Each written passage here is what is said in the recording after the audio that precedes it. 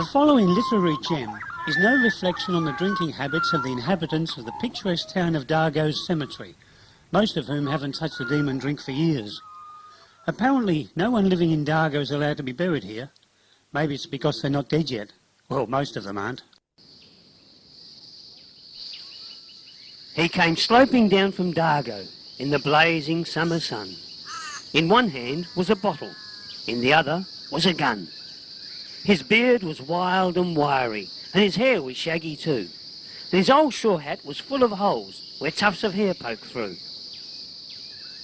I stood and rolled a cigarette as he came with steady stride, and I scrutinised his features as he halted by my side.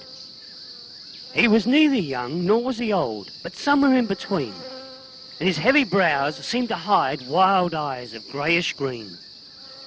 He handed me the bottle.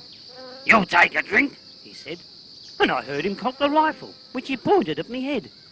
"Now you take a decent swaller, and you can be the first to try me brand new vintage, and me cure for the thirst." Now that rifle didn't waver that was pointed straight at me, and a rifle barrel up that close ain't too good to see. So I raised the bottle to me lips with a very shaky paw, and a silent and a needy prayer to heaven then I praw. I swallowed twice, and Gord above, that brute came from hell, and I felt me head exploding as it choked me dying yell. I fell upon the dusty ground and lay there deep in pain, and I swore that he could shoot me, but I'd never drink again. As the shock and pain receded, I struggled to my feet. "That was awful, bloody awful," I could hear myself repeat. Then this marinated brewer said, "With yous I do agree.